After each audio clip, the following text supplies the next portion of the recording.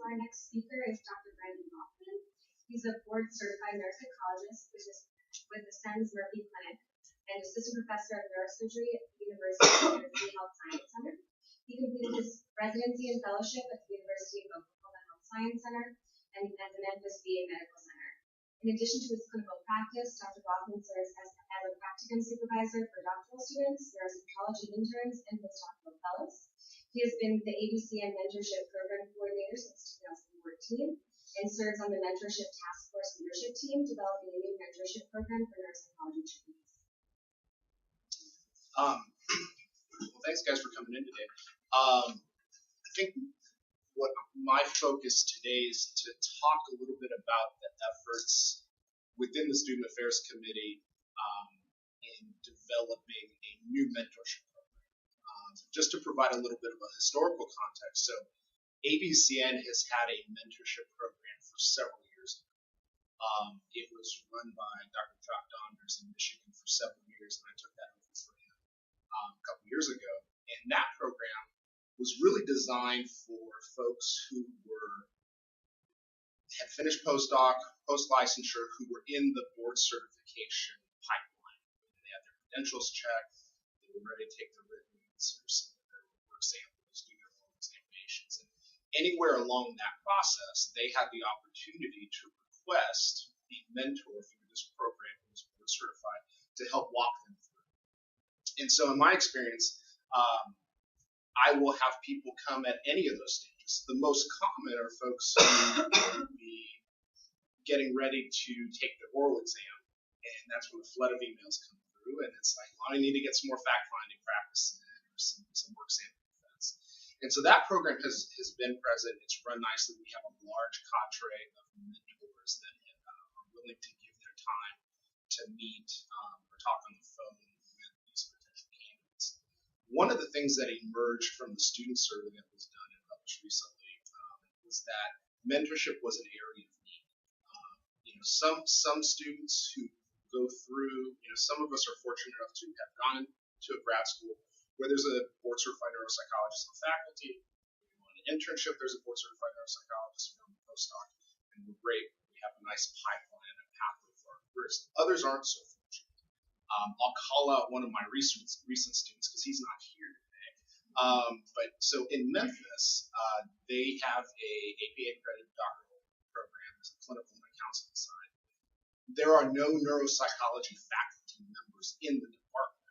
In Memphis, there's a lot of us there's several board certified neuropsychologists, but none of us have research faculty teaching positions at a psychology level. And so you have students, like mine in particular, who kind of was exposed to some neuropsychology while he was doing the practicum at the VA and got the itch.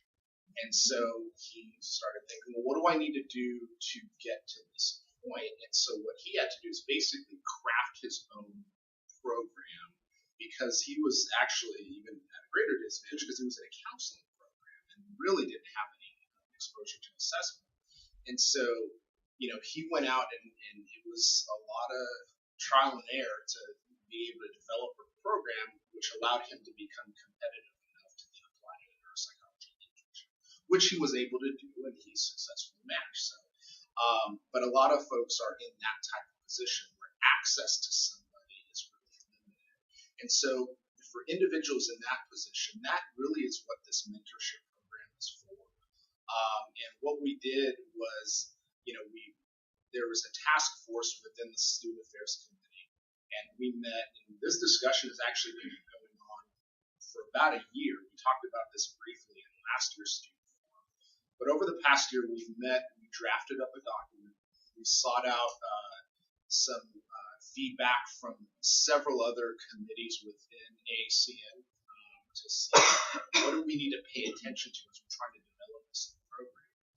We drafted a document, a program overview, some expectations of the mentor and the mentee, and we submitted that to the board of directors, and fortunately we were able to get that approved just recently. The first step, which happened last week or 2 weeks ago, was we sent out a mass email to the member listserv through AACN. So what we're doing right now is really developing a cadre of mentors who want to participate in this program. And I think Stephanie was told yesterday that we have about 27 people that have signed up within a couple of weeks, which is great. The information regarding the program will get onto the website eventually. For individuals who are interested in participating as a mentee in the program, the steps would be there is a survey that you fill out. And there's a link. So, oh, there you go. Maybe I'll stand up there. All right, so this is the mentorship survey. So there is a mentor and a mentee. As you can see, it's very simple and clean and not complicated. So put information about background. You can see, what are the areas that you're interested in? Where do you see your career going? Thinking you're going to go to an academic medical center, you're going to be in private practice, or a VA. So you go through here, and then there's questions about time and research interest, areas of expertise, so we're breaking it down to clinical populations. And then if you keep going, we have some demographic backgrounds. We also know as early career professionals, there are issues that come up that sometimes mentorship is really helpful. Eric was talking about some of the business aspects of psychology. That, to me, was a huge learning curve. Fortunately, there were some folks that already kind of laid some groundwork in my clinic, so it wasn't too much of a headache. But nobody teaches you that in grad school. So sometimes having a mentor discuss that aspect, how do I approach paying off all the student loans I have in grad school? Those are some of the issues that might be involved. So we have all this different data, and this is submitted. Once this is submitted, it gets uploaded and placed into a database, and we have a team that is going to be managing all this data, and then there's a separate team that is going to take the mentee data and then the mentor data and try to match it based on mutual interest, availability, resources, and so on. Now, the program, I will say, is not designed for, let's say I'm in grad school and I say, wow, I really want to go work with Dr. Heffelfinger at MCW. Can you match me with Dr. Heffelfinger so we could? So I have an inside track on that person. That's not what it's designed for. It really is looking at match and trying to address some of the issues that come up as you go through the graduate program. And again, this is early in the process. We're very excited about it. The board of directors is excited about it. We've got a lot of support through AACN, and we really want to make this work. There are obviously going to be some growing pains as we move forward, but we're happy to say that we now officially have something to offer to students. With that said, I'll kind of close that.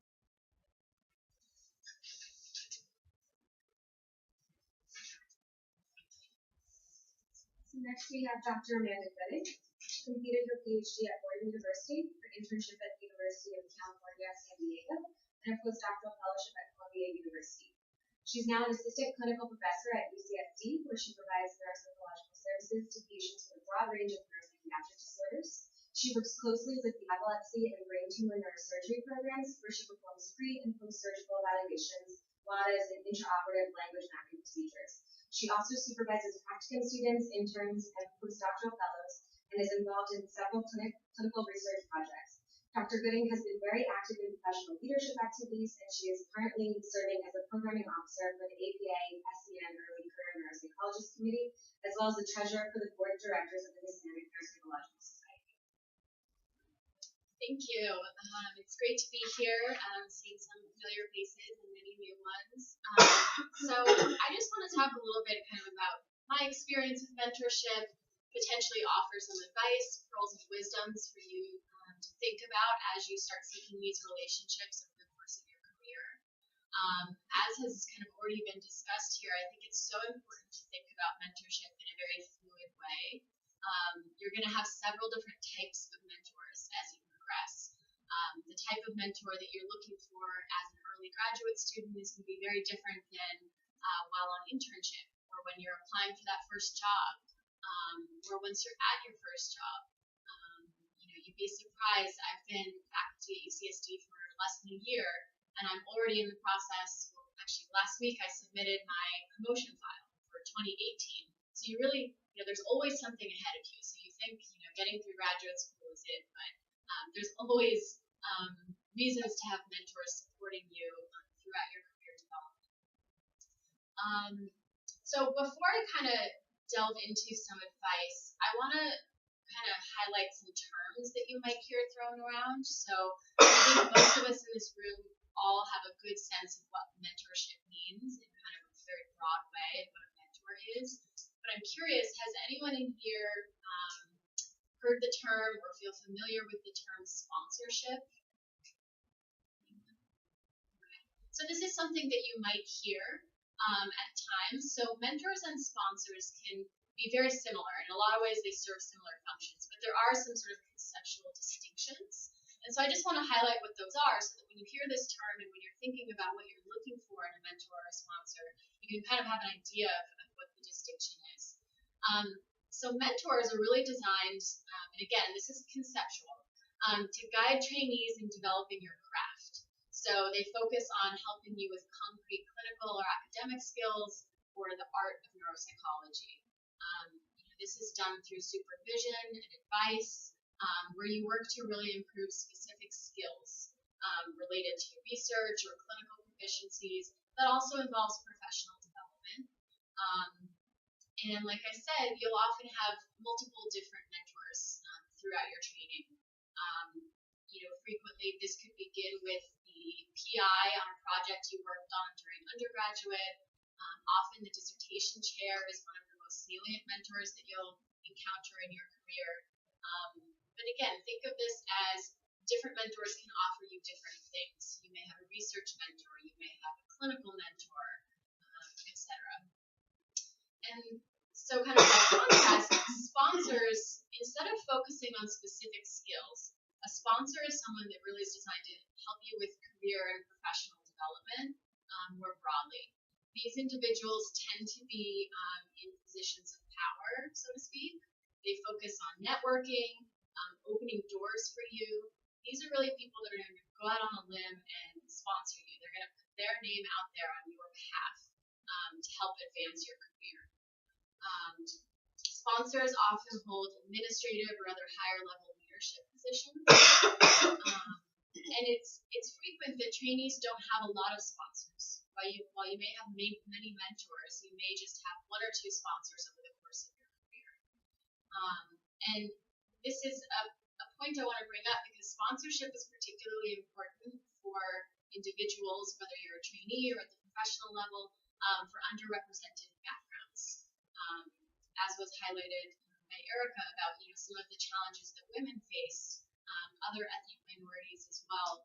Sponsorship can be really helpful in ensuring that you have the guidance to advance your career. And so I read this quote. I can't remember where I read it online, but I liked it. So we've all heard about the book Lean In. I'm sure it's been talked about a lot. But no matter how fiercely you lean in, you still need someone with power to lean in with you. And this is where sponsors come in. Mentors are important because they provide you with information, resources, connection, wisdom. Sponsors are important because, like I said, they have this power, this influence to help open doors. And it's kind of my opinion and my experience that some mentorship relationships can actually evolve into a sponsorship dynamic. Mentors that I have had in the past, I now consider sponsors because they really did work to open doors for me, get me that first job, get me into a leadership position that I was interested in. So when you're seeking mentors, kind of have this in the back of your mind that, there's overlap and it's very fluid, but think about ways that, you should be seeking sponsorship as well over the course of your career. And then for the purpose of my sort of advice, I'm going to kind of use the terms interchangeably, so I'll just talk about mentorship, but this sort of applies to both types of relationships. I think one of the most important things to help you with your professional development is to be proactive in seeking out these relationships. Identify individuals that you would like to work with or that you would like to learn from, and seek them out. They're very busy people, And most of the time they want to help you, but they're not going around saying, I'm looking for a mentee today. So it's really on you to kind of foster and look for these relationships. Try to find mentors or sponsors who are highly regarded or experienced in the field, or have a specific skill that you're looking to develop a little bit deeply. And then when seeking mentorship, really think about what aspects of mentorship you're looking for. Like I said before, and I don't want to hammer this point too much, but different sponsors and different mentors are going to offer you different things. So think about what you're looking for from that individual. I think it's unfair to ask mentors to encompass all of your professional development. You may have a time when your dissertation chair is just really swamped with something, and she's great for helping you with your research, but maybe you need to kind of broaden your criteria and think about what other people will offer you as well to complement that experience. Keep in mind that there's no such thing as the perfect mentor or mentee fit, and it's not necessarily required. It may not even exist. Instead, you should seek the best fit for what your needs are at that point in time and at that stage of your career. Typically this can involve looking for individuals who embody a lot of the qualities to which you aspire, either interpersonally or clinically or academically. Having similar areas of interest can be helpful, similar professional philosophies, interpersonal styles, but it's also worth considering demographic factors and lifestyle values that you might be able to connect with them on. And I do want to note that a desire to emulate someone is not necessarily the only consideration when looking for mentorship. Think about their ability to provide actual support to you. That's undoubtedly going to be the most valuable resource. Someone who's supervising 15 dissertations at a time maybe isn't going to be able to give you the same type of attention and help as someone who only has 3 students that they're mentoring. So they may be a wonderful mentor, but now's not the right time to approach them. So again, thinking about their ability to really support you is important. So how do you pick a mentor? So obviously this mentorship program that's getting set up is a great resource. I'm really excited that this exists. This wasn't around when I was a student. Other avenues, people locally that maybe you want to get to know. It's awkward to just call someone and say, hey, will you be my mentor? In all likelihood, they're going to say, I don't know you. Why would I mentor you? Instead, set up an initial conversation. Give them a call or an email and say, I'd really like to speak to you for half an hour about blank. Open that door, and that's going to give you a chance to kind of gauge each other to see if it's a good fit for you. Just opening a conversation is the first step, and then following up, sending a thank you email, staying in touch with that person. Like I said, these individuals tend to be often very busy. We all have a lot of different responsibilities. But following up, reaching out to them, let it be a natural progression of a relationship, and then there will come a natural point where you learn about each other, and then you say, you know what, will you mentor me on this paper? Will you help me write letters to apply to internship or postdoc? So let it sort of come naturally instead of forcing the relationship. Also, try to find other trainees who've worked with that mentor and talk to them about their experience. Oftentimes you're going to get more of a behind-the-scenes kind of real look at what it's like to be that person's mentee, and I think that's important to know going in before you start investing a lot of time and effort in fostering a mentorship with someone. Be very clear about how much time you're looking for as you start developing these relationships. Ensure that the potential mentor is both interested and also able to dedicate the time that you think you need. And again, that'll vary depending on what specific thing you're looking for. If it's mentorship on a paper versus mentorship on a dissertation, for example, it's a very different time commitment. So be clear about those things up front. And for those of you who might struggle to find a good fit, look at alternative venues. I think this mentorship program is going to be a great resource for students and trainees. Go to conferences, meet people that way. And then, okay, just some more personal lessons learned. Some of these have already been discussed, so I'll go through them relatively quickly. But just be mindful in establishing your goals and prioritize those goals. So you might have short-term goals and long-term goals. And so I think it's important for you as a professional to sit down on a yearly basis or some sort of regular time frame where you identify your goals, talk them out with yourself, and then talk them out with your mentor, and prioritize what you guys want to work on at any given time. And these don't need to be set in stone. You might change your mind. 6 months later, you might abandon your goal because you learned that you want to do something else. Obviously, you don't want to continually abandon goals for new things, but it's okay to be flexible and change your mind. I certainly did that over the course of my career so far. I'm sure I will continue to do so. Seek opportunities, take initiative. Don't underestimate the value of networking, being visible at these conferences. It's one thing to just be a member of a professional organization. It's another to actually be involved and be known. I think that can be extremely helpful, both in terms of meeting mentors, but also then becoming a mentor yourself and advancing through your career. Stay solution focused. So you're going to encounter barriers. Don't just complain about them. Problem solve. Try to figure out ways to overcome that. And a good mentor will help you do that.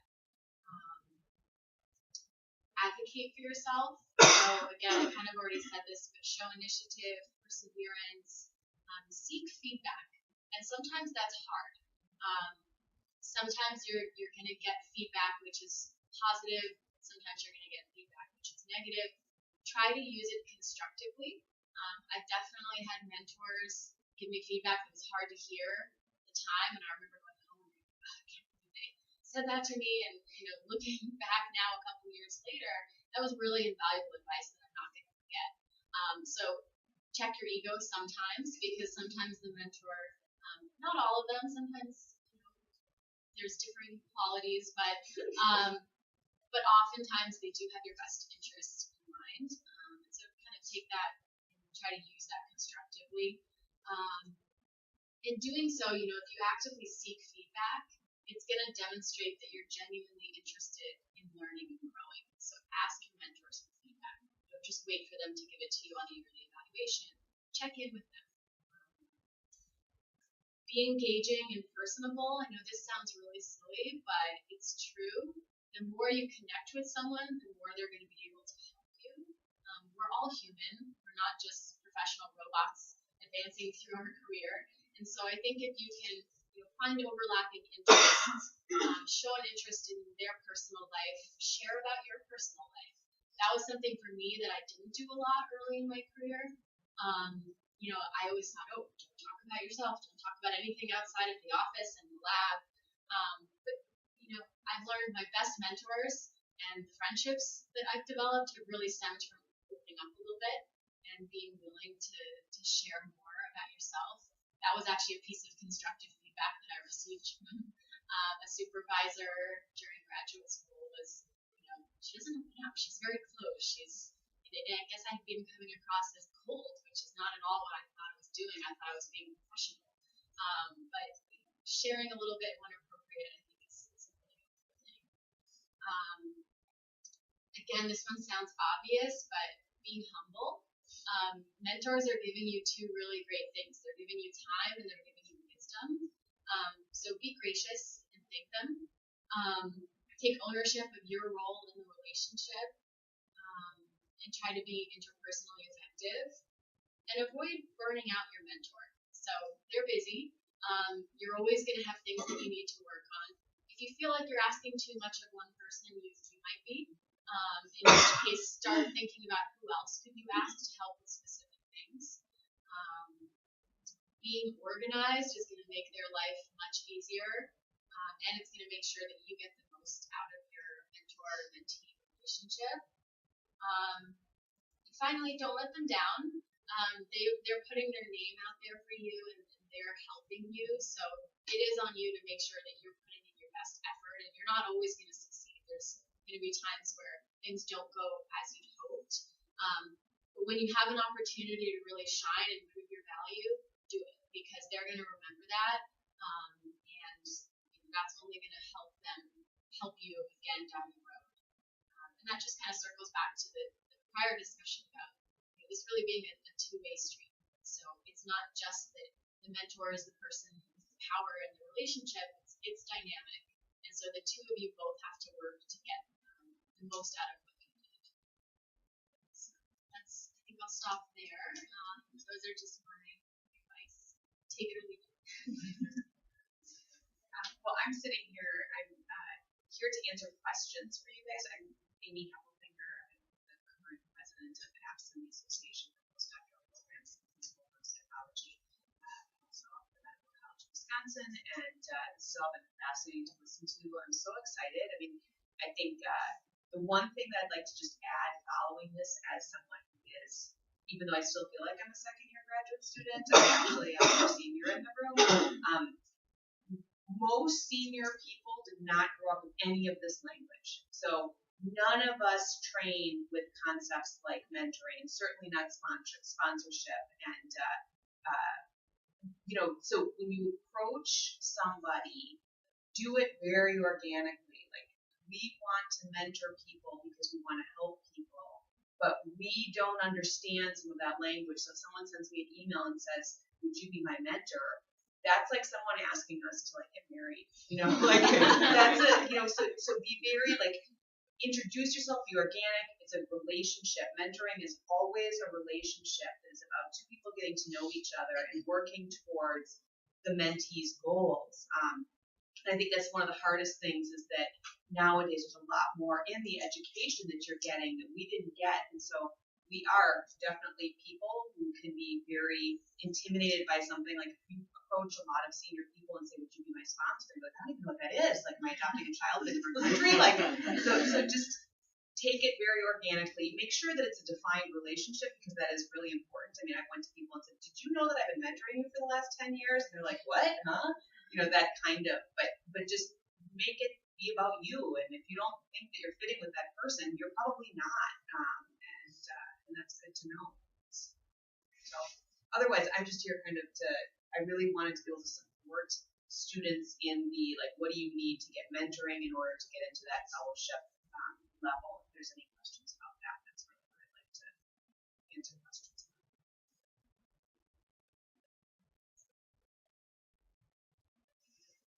I have a question. My name is Marianne. So I have a question for everyone back to the in terms of the personal and not full. I've had discussions with others who have those who are guys and girls. I feel like they get feedback in terms of being too cold or coming across as cold, versus male who is just being professional. Those are the ones that against it. So I'm just wondering what's that balance in 95 if that's true. I think that's a great question. I think that is true. I think that there are different standards for men and women in terms of what we, as a society, interpret as professionalism and warmth. So I think it is a delicate balance, because you never want to overshare, right? We all know those individuals that are just like, oh, enough, don't tell me about that. I don't want to know. So it's a fine line, and it's based on your comfort level. Some people can be more shy. That was definitely me, especially early on in training, is that I just was shyer, quieter, and I wasn't volunteering as much about myself. But as I opened up more, people thought I was interesting. And then naturally, my mentorship relationships just got better and stronger because we knew each other more. People are more willing to help people that they like and know than people that are just sort of there. And I do think it's a delicate balance for women. My my advice would be seek mentorship on this issue from other women. There's a lot of great resources out there. There's the Women in Neuropsychology Committee of APPCN. There's also a Women in Leadership Committee within MAN. Both host frequent events at conferences. So look for those types of networking and mentorship events. Talk to other women in the field who are in there. So did I answer your question, or? Yeah, okay, I just wanted to about that. True in your. It definitely is. And, you know, also that can be different for women in, you know, when you're looking for mentorship or sponsorship, you're going to want to seek out female and male mentor roles. So don't just seek out women. It's really important as a field for, you know, all of us to help each other. So seek out other men who you trust and have a skill that you want to learn from. Related to that topic, if you guys are familiar, there's a book called Ask for It. It's one of the books that the person I mentioned before gave me. A lot of women are familiar with the potential glass ceiling effects, the barriers, and that sort of thing, but it goes kind of both ways. So part of it is there are different expectations for women sometimes, but part of it too is that we don't always do things that might be helpful to us. Being humble is great, but knowing your strengths is also great. I speak, from experience. I'm not terribly good at that, so it's something I work on. But the book Ask for It is nice because it's constructive. It's solution focused, like Amanda mentioned earlier. That's really important. So, we know there are potential limitations. And frankly, I think some of this stuff is relevant for men too, right? We all come with strengths and weaknesses, but knowing what those strengths are, knowing the weaknesses, and then finding strategies to kind of work around those issues. The book has some nice, really straightforward examples of things that can be helpful. I want to say too, it's not absolutely, there's tons of discrimination in all forms in our world and in our field. But the bigger thing is this is about developing relationships, and it cuts across for everybody, and everyone should examine their own at every level as a mentee and a mentor. What are your perceptions about that other person? Because sometimes our perceptions of what the other person might be thinking or doing is what's affecting how we're interacting and vice versa. And I think that in our field, we've also moved to this point, especially on the clinical side, where there are many more women in especially entry-level clinical neuropsychology positions. And I think there's also a discrimination against men who can go into that. And we have to be careful of those things too. I mean, I'm not saying there's definitely a glass ceiling as you move forward. But in general, in all of your relationships, examine what you're thinking and what you're bringing into there, because that often is interfering with that. And especially as you start mentoring other people, make sure you're thinking about those things, because that can often affect how we're interacting with our mentees too.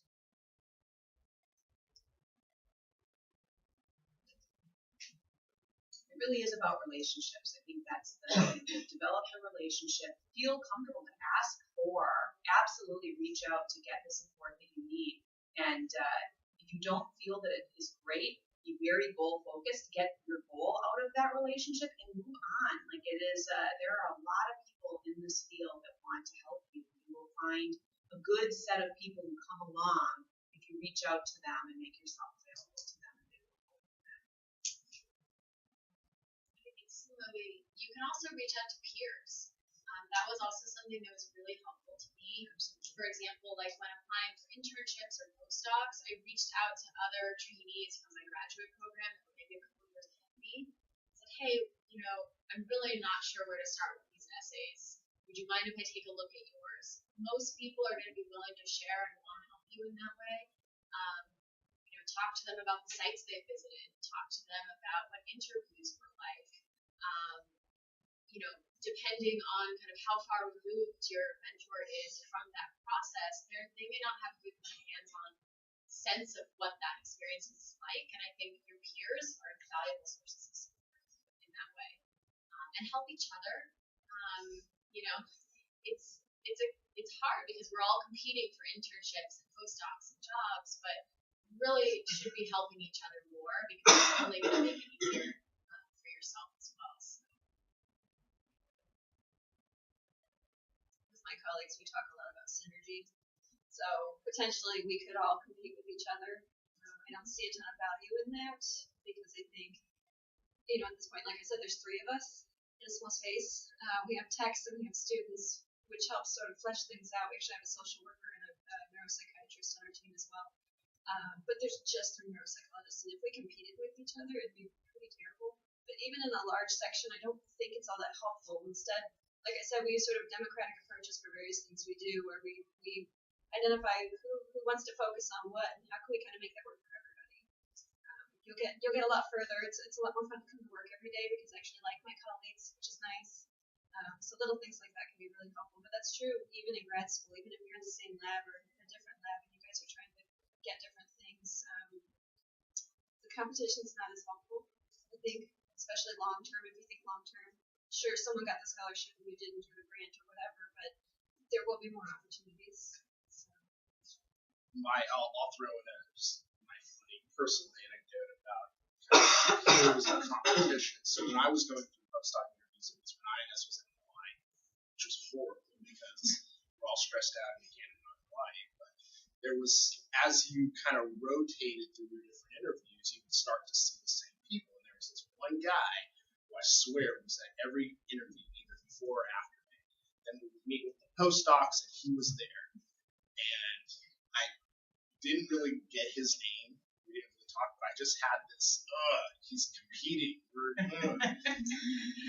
We matched at the same postdocs. And what started off in my mind as this competition kind of evolved into almost a mentorship between us and kind of supporting each other. We kind of took a little bit of a different career path as to where we are now, but you see that type of evolution. And so I would say, don't be discouraged if that's the feeling that you have as you kind of are moving through this, because it doesn't. So we've hit 8:30, so we're gonna stop. I'm sure that if you guys are willing to hang around, if you have questions specifically, you want to ask them, please feel free. The other thing I just wanted to let you all know is that we are launching the mentorship program, but we have not sent it out yet. So if you want to be the first people to sign up, you can leave your name and email, and we're actually going to let you guys be the first ones.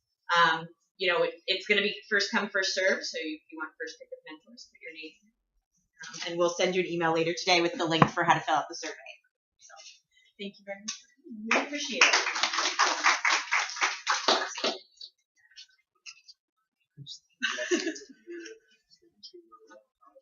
Yes, and I heard you are too.